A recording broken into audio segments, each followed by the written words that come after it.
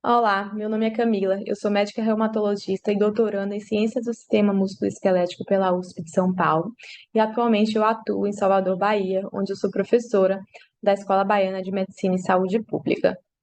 Hoje eu vou conversar um pouco sobre as manifestações reumatológicas de doenças sistêmicas. Eu não tenho conflito de interesses para essa apresentação e aqui segue a nossa agenda de aula. Vamos começar falando sobre as artropatias associadas às doenças endócrinas, posteriormente sobre as artropatias associadas às doenças hematológicas e finalizaremos falando sobre as síndromes musculoesqueléticas associadas às malignidades. Começaremos falando sobre diabetes, e aqui podemos dividir as complicações musculoesqueléticas em complicações intrínsecas ao diabetes e complicações com maior incidência em pacientes diabéticos. Sobre as complicações intrínsecas, nós temos a quiroartropatia diabética, a artropatia de Charcot, um infarto muscular e a esclerodactilia diabética.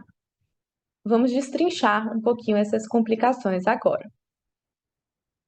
A quiroartropatia diabética é uma condição que ocorre pela glicosilação excessiva do colágeno dérmico e periarticular, associado à diminuição da degradação do colágeno em pacientes com diabetes.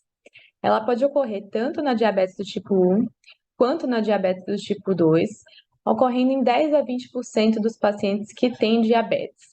O que ocorre nessa condição é uma contratura em flexão, que envolve principalmente as pequenas articulações de mãos e inicialmente acomete as interfalangianas distais e proximais e evolui de forma proximal. Essa condição está associada tanto ao tempo de doença, quanto também ao descontrole glicêmico. Existe um sinal característico dessa condição, que é o sinal da prece. Então, nós podemos visualizar aqui nessa imagem, né, um sinal da prece positivo, né? Então, o paciente que não consegue, né, que tem a incapacidade de estender totalmente as articulações dos dedos por essa contratura, né, inflexão dessas pequenas articulações das mãos. O tratamento dessa condição é fisioterapia e um melhor controle da diabetes. Vamos falar um pouquinho agora sobre a artropatia de Charcot, que é uma complicação mais rara da doença, que ocorre em menos de 1% dos pacientes diabéticos, tem uma frequência semelhante entre homens e mulheres, mas tende a acometer principalmente pacientes acima de 40 anos que têm uma doença de longa data, já com neuropatia. O paciente apresenta, né, que tem artropatia de Charcot, apresenta edema e deformidade articular, que costuma ser indolor e acomete principalmente pés e tornozelos, quando, né, relacionado com a diabetes. O que se acredita é que essa condição se desenvolve por microtraumas repetitivos em pés que já têm uma redução de sensibilidade, já têm uma neuropatia, mas também associada e principalmente associada a um quadro de neuropatia autonômica, que leva ao aumento de fluxo sanguíneo local, a uma hiperemia e uma reabsorção osteoclástica excessiva local. O infarto muscular é uma outra complicação do diabetes. É um infarto muscular espontâneo. Normalmente acomete pacientes que já têm outras complicações microvasculares, como retinopatia, nefropatia, e ele aparece de uma forma aguda, né? Um quadro agudo de dor e edema muscular, principalmente em coxa e panturrilhas. Pode ter elevação de CPK, a ressonância vai evidenciar um edema muscular, um edema de subcutâneo, e a biópsia muscular mostra mesmo necrose de fibras musculares com inflamação e microvasculopatia. Tende a ser um quadro recorrente, então não costuma ser um evento único, pode recorrer, principalmente nessas localidades aí de coxa e panturrilha. A esclerodactilia diabética é algo importante da gente pontuar, porque faz diagnóstico diferencial com a esclerose sistêmica, né? Então, o paciente com diabetes também pode ter o espessamento do dorso dos dedos. Normalmente, esse espessamento está associado com aquela outra complicação, que é a quiroartropatia diabética. Tende a acometer pacientes que têm uma doença de longa data e, como eu falei, faz diferencial mesmo com a esclerodermia. Algumas pistas aqui vão direcionar a gente para o diagnóstico correto, porque os pacientes não costumam ter fenômeno de Renault, não costumam ter pitting scars, ulcerações, calcinose e tem os autoanticorpos negativos. Vamos pular agora para as complicações que são mais frequentes, né, na verdade, nos pacientes com diabéticos. A gente falou até agora de complicações que são intrínsecas mesmo à doença, e agora outras complicações que têm uma frequência maior nos pacientes diabéticos. E vamos começar falando da capsulite adesiva, que 10 a 33% dos pacientes com diabetes podem desenvolver essa complicação. É uma complicação 5 vezes mais comum em pacientes diabéticos do que não diabéticos. E o que ocorre é a evolução, né, uma dor intensa, né, uma artralgia intensa em ombros, que evolui para uma rigidez e perda de movimento, né, de mobilidade local, e tende posteriormente a evoluir para uma recuperação gradual da amplitude de movimento. Nos pacientes diabéticos, 50% dos pacientes podem ter envolvimento bilateral, sendo muito mais frequente o acometimento do ombro não dominante. Para tratamento, pode-se fazer uso de anti-inflamatórios, infiltração local com corticoide e fisioterapia. Outra complicação que tem uma frequência maior em pacientes diabéticos é o dedo em gatilho. Então, 5 a 33% dos pacientes diabéticos podem ter essa complicação. Normalmente são mulheres que têm doença de longa data e o que ocorre é exatamente o espessamento, né, do tendão flexor ou da bainha com formações de nódulos palpáveis, levando, né, a fenômenos de bloqueio na polia proximal. O paciente vai se queixar, vai chegar no consultório se queixando de dor e rigidez na face palmar da mão, acometendo principalmente ali o dedo anular, o dedo médio e o polegar. E nos pacientes diabéticos, essa complicação pode ser bilateral, nas duas mãos. E o tratamento vai envolver também anti-inflamatórios, injeções locais de esteroides e cirurgia, nos casos mais graves.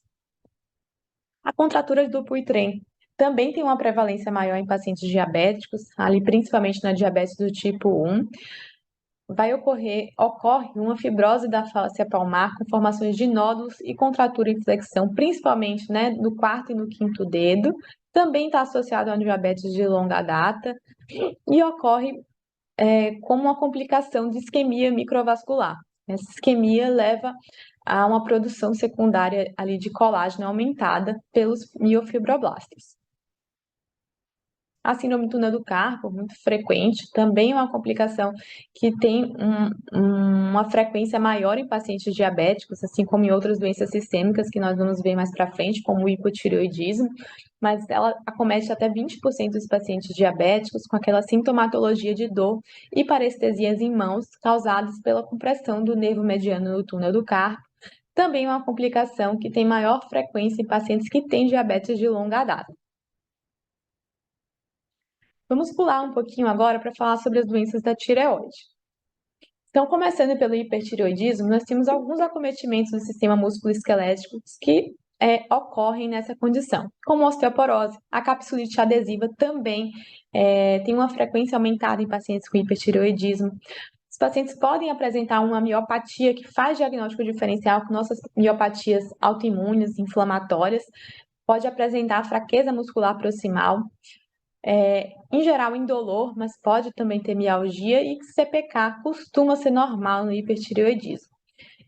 Os pacientes também podem apresentar um quadro de acropatia tireoidiana, que é uma complicação rara associada à doença de Graves, que está associada à oftalmopatia e o mixedema pré-tibial. E o que ocorre na acropatia tireoidiana é um edema de partes moles das mãos, com baqueteamento digital e com periostite, que nós podemos ver aqui na imagem, né? Uma periostite que envolve principalmente o metacarpo e as falanges. O hipotireoidismo também apresenta um quadro de artropatia associado a ele. Aqui nós chamamos de artropatia mixedematosa, que é um paciente com quadro também de dor, edema, rigidez, em geral em mãos e joelhos. Como eu falei, também tem uma associação com a síndrome do túnel do carpo, que pode acometer até 7 a 15%, esses números são muito variáveis entre os pacientes com o hipotireoidismo. O hipotireoidismo também está associado ao fenômeno de Raynaud e também pode apresentar um quadro de mialgia, também fazendo um diagnóstico diferencial com nossas miopatias inflamatórias. Nesse caso, em específico, além da fraqueza, rigidez muscular proximal, os pacientes podem ter CPK elevada e a biópsia muscular pode ser normal ou inespecífica. Eu achei interessante trazer esse dado, porque os nossos pacientes com artrite reumatoide, com lúpus, com síndrome de Sjögren, são pacientes que têm uma frequência, né, aumentada também de doenças autoimunes da tireoide, então é bom a gente ter saber disso, né, ter conhecimento sobre esse dado. E também pacientes que têm doença de Graves, têm tireoidites crônicas autoimunes, podem ter FAM também positivo. Então, a gente associar também esse FAM positivo, talvez a uma doença aí da tireoide que o paciente apresente.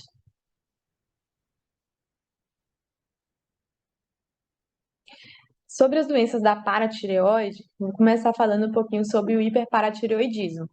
Então, o hiperparatireoidismo também pode dar um quadro de fraqueza muscular proximal, indolor, com enzimas musculares normais. Está associado também à doença de pirofosfato de cálcio, então até mais do que 50% dos pacientes que têm doença de longa data pode apresentar condrocalcinose nas radiografias. Está associado também à osteoporose, endorócia difusa, artralgias, mialgias, fazendo um diagnóstico diferencial com fibromialgia, assim como o hipotireoidismo, que a gente falou lá atrás, é um importante diferencial de fibromialgia. Então, sempre no paciente que você está suspeitando, que está investigando, lembrar também, né, de fazer essa avaliação de hipotireoidismo e hiperparatireoidismo como diferenciais aí de mialgias e artralgias de uma forma mais difusa. O hiperparatiroidismo, ele também está associado à osteoide fibrosa cística. Então, normalmente em pacientes que têm doença de longa data, não controlada, essa condição pode se desenvolver, onde ela é caracterizada principalmente aqui pela reabsorção subperiosteal, né, das margens radiais das falanges. Pode ocorrer também reabsorção de tufo das falanges distais, e os pacientes também podem apresentar cistos ósseos, tumores marrons, fraturas e deformidades. É interessante a gente falar um pouquinho do acometimento do hipoparatireoidismo, porque ele pode também fazer diagnóstico diferencial com outra doença reumatológica, que é a espondilite anquilosante, porque os pacientes com hipotireoidismo podem ter calcificações sindesmórficas que lembram muito a espondilite anquilosante. Aqueles sindesmórficos marginais, com preservação, né, do espaço discal, muito semelhante à espondilite anquilosante. Além disso, o paciente pode ter uma clínica sugestiva de lombalgia inflamatória, o que às vezes confunde, né, ou retarda o diagnóstico aí do hipoparatireoidismo, pois a gente lembra, né, às vezes, das espondiloartrites de uma forma inicial. Mas chama atenção que o paciente não costuma ter uma resposta boa com o uso de anti-inflamatório ou do imunossupressor, e o paciente com hipoparatireoidismo também não costuma ter acometimento de sacro ilíaca. Vamos falar um pouquinho agora sobre a acromegalia. É uma condição em que está associada também à artropatia. Até 75% dos pacientes com acromegalia pode ter acometimento também articular.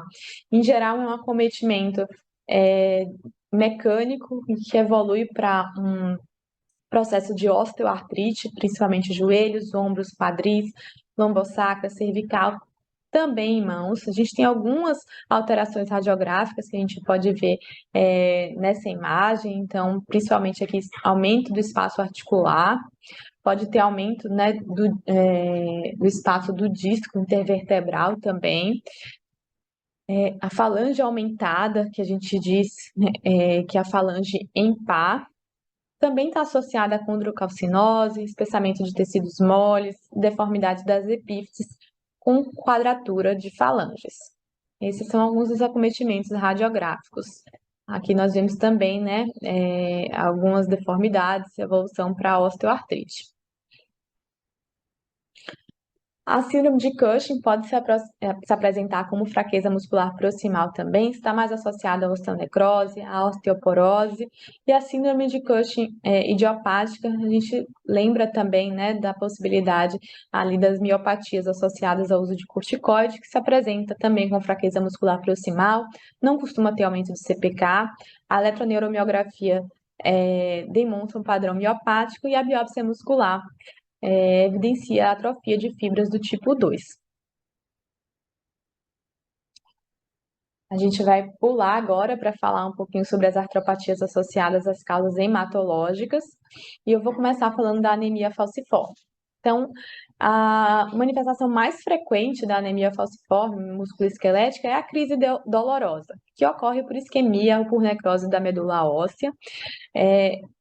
O paciente se queixa, né, de dor em região periarticular dos ossos longos, que pode ser de padrão aditivo ou migratório, tende a acometer principalmente a tíbia, a fíbula e o fêmur, e dura de 10 minutos a algumas semanas, mas em geral não costuma durar mais do que 2 semanas. Existem alguns fatores que precipitam a crise dolorosa, desde infecção, desidratação, estresse, gravidez, e o tratamento é feito com medicações sintomáticas, como hidratação e analgesia. Esse é o acometimento mais comum, né, da músculo esquelético da anemia falciforme. Outro acometimento descrito é a dactilite, ou a síndrome mão e pé, mas que em geral acomete crianças, né, de 6 meses a 2 anos, ocorre por vasoclusão, também recorrente nos ossos da mão e do pé, e a criança se queixa de edema, né, agudo, doloroso em mãos e pés, que tende a melhorar com 1 semana, mas podem ser eventos recorrentes. A anemia falciforme também está associada a uma maior frequência de osteonecrose, principalmente ali cabeça de fêmur e ombros, e 25% dos pacientes pode ter o acometimento de osteonecrose em mais de um local. Os sintomas se assemelham muito à crise dolorosa, mas a gente começa a suspeitar, né, da possibilidade de osteonecrose naquele paciente que tem a dor, mas que a dor não melhora, né, mesmo após 2 semanas, e piora também com a marcha, piora à noite. A radiografia pode ser normal nas fases iniciais, então a ressonância acaba possibilitando o diagnóstico mais precoce. Em relação ao tratamento, alguns pacientes evoluem para artroplastia quando tem uma dor crônica refratária, mas inicialmente pode-se tentar retirar peso, né, através de imobilização ou até mesmo uso de muletas. Os pacientes com anemia falciforme também têm uma frequência maior, apresentam uma frequência maior de osteomielite e artrite séptica, a osteomielite mais frequente, né, podendo ser uma complicação de um episódio prévio de crise dolorosa. Então, a gente também começa a pensar na osteomielite naquele paciente que tem uma crise dolorosa, mas que está doendo mais do que 2 semanas, tem leucocitose, tem febre, começa a ter uma dor e um edema localizados que não melhoram. E aqui a gente lembrar que, devido à asplenia funcional desses pacientes, a salmonela pode estar presente como um dos agentes mais comuns, também associado ao Staphylococcus aureus e a pseudomonas, e a ressonância também permite um diagnóstico mais precoce aí da osteomielite. A artrite séptica é menos frequente do que a osteomielite, em geral ocorre por disseminação hematogênica e também pode ter como agente aqui a salmonela e o Staphylococcus aureus.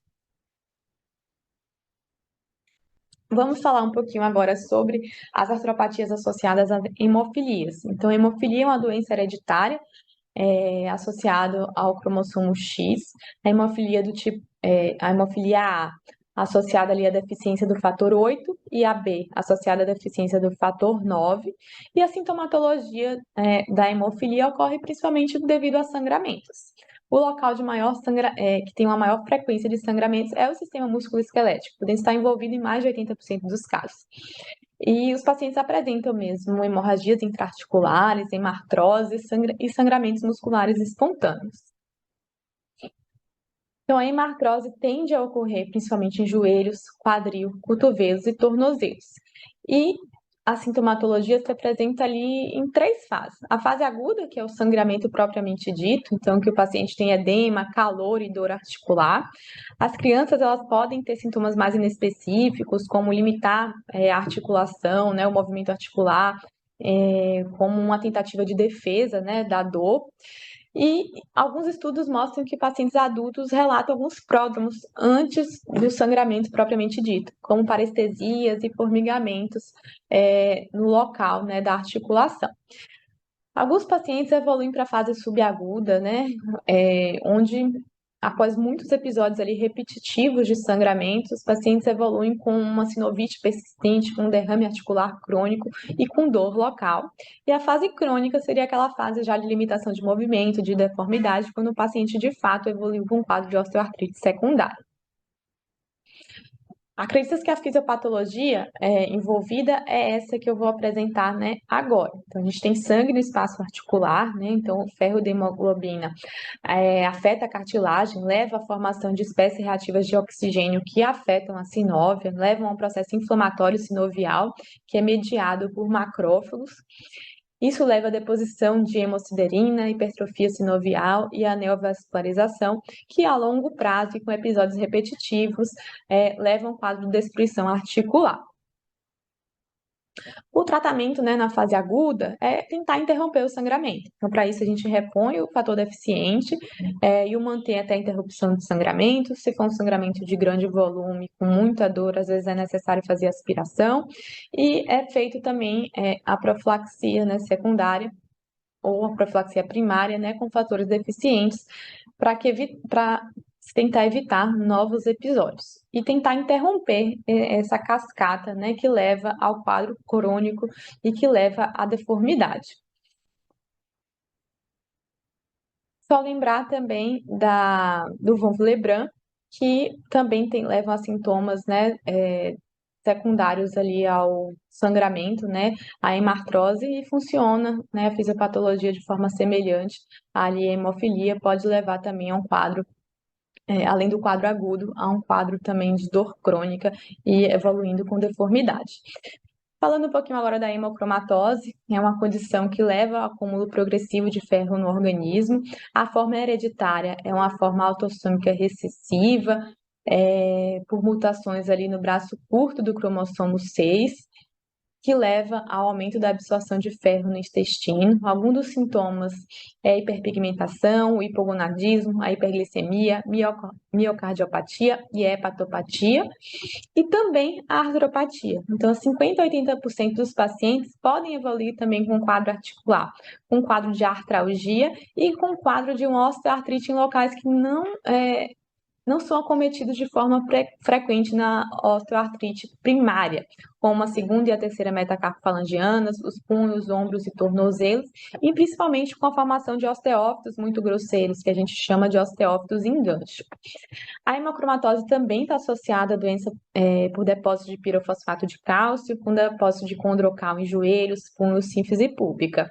Além da clínica, os achados laboratoriais podem ajudar a gente no diagnóstico, né? Isso envolve ali um achado de saturação de transferrina acima de 45%, uma ferritina maior que 200 e o teste genético, onde se identifica realmente a mutação no braço curto do cromossomo 6.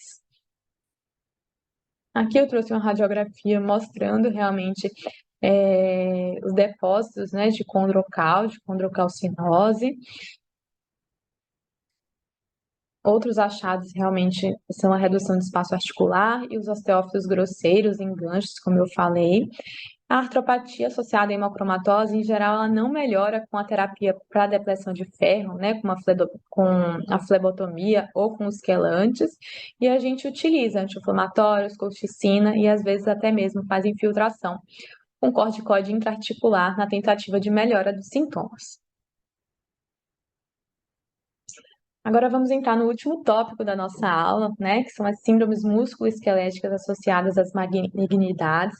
E aqui vale a pena a gente citar que as nossas doenças, as doenças que a gente trata na reumatologia, algumas doenças, lúpus, síndrome de Sjögren, esclerose sistêmica, artrite reumatoide, tem uma incidência, né, aumentada, tem um risco maior de malignidades associado a elas, principalmente as doenças hematológicas, linfoproliferativas, mas a gente vai falar um pouquinho aqui das síndromes paraneoplásicas, né, quando a gente tem algum acometimento associado à neoplasia, mas que não é por invasão direta do tumor, mas sim por liberação do mesmo, né, liberação de citocinas, de hormônios, que levam a sintomas. E no caso, a gente vai falar dos sintomas musculoesqueléticos.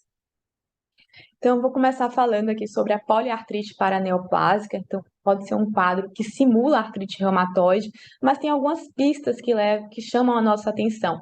Uma doença que surge a partir dos 50 anos, acomete uma incidência um pouco maior em homens e que tem uma instalação agressiva, uma instalação rápida, às vezes assimétrica, apesar do nome poliartrite paraneoplásica, pode se iniciar como um quadro de uma oligoartrite e está associado principalmente ali às neoplasias hematológicas, linfoproliferativas, mas também pode estar associado ao adenocarcinoma de pulmão, de mama, de colo. Para confundir um pouco mais a gente no diagnóstico, é uma condição que pode apresentar fator reumatoide positivo em até 27% dos casos, e o anti-CCP, numa porcentagem menor, também pode estar positivo. Chama atenção as provas de inflamação, VHS e PCR muito altos e a baixa resposta a tratamento convencional. E a condição costuma melhorar mesmo com o tratamento da neoplasia.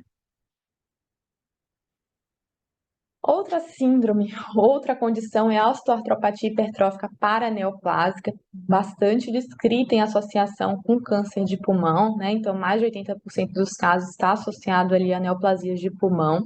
Tende a acometer pacientes de 50 e 70 anos, está associada a aumento, né, a produção, na verdade, de fatores de crescimento pelo tumor, né? Então, fator de crescimento derivado de plaqueta, fator de crescimento vascular endotelial, que estimulam a hiperplasia vascular, neoformação óssea e edema. A clínica é dor em ossos longos, né? Dor em tíbia, dor em fêmur, por inflamação do periósteo. Então, faz uma periostite, pode ter dor articular, artralgia, né? No local, em articulações adjacentes ao osso acometido. Como a gente vê aqui na foto, o paciente tem baqueteamento digital. Aqui a gente vê periostite também nessa outra imagem, né? Nessa outra radiografia. E o tratamento envolve realmente tratar a neoplasia e, como tentativa de melhora dos sintomas, uso de anti-inflamatório, ácido zoledrônico, por exemplo, também é outra medicação que às vezes é utilizada. Outra síndrome paraneoplásica, né, associada ali a neoplasias malignas, é a síndrome da fascite palmar e poliartrite. Como o nome já diz, o quadro clínico é uma poliartrite, principalmente em mãos e punhos, associada à fascite palmar, espessamento, endurecimento palmar, que leva, né, a uma contratura e inflexão da mão e também na formação de nódulos palpares. Essa condição é rara e está mais associada a neoplasias do trato reprodutor feminino, principalmente ali o adenocarcinoma de ovário, em 35% dos casos, também podendo estar associados a neoplasias de mama. Tende a ocorrer entre a sexta e oitava década de vida e pode aparecer, na verdade, antes do diagnóstico da neoplasia. É uma evolução rápida, costuma ser simétrica também, com provas de inflamação elevadas, porém aqui com fator reumatoide e anti-CCP negativos.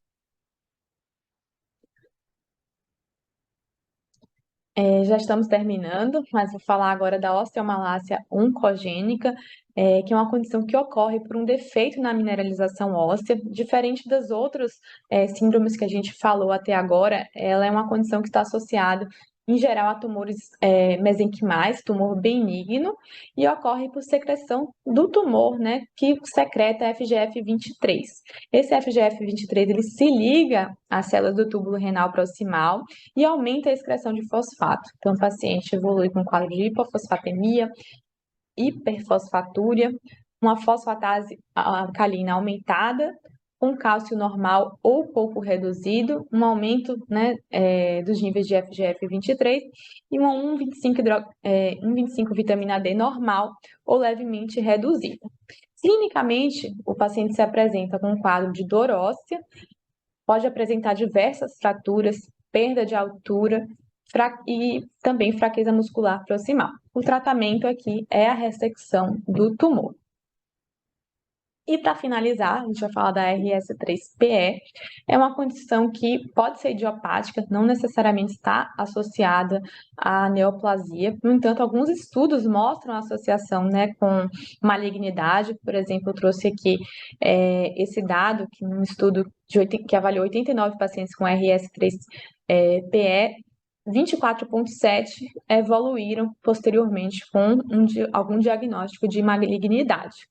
É uma condição que se apresenta como uma sinovite simétrica de pequenas articulações, mais um edema difuso do dorso, das mãos e dos pés. Acomete mais homens numa idade mais avançada, 60, 80 anos, e costuma responder muito bem à corticoterapia, principalmente o RS3PA idiopático. O paraneoplásico também responde ao corticoide, no entanto, às vezes a resposta não é um pouco menor, né, do que a gente vê no quadro idiopático.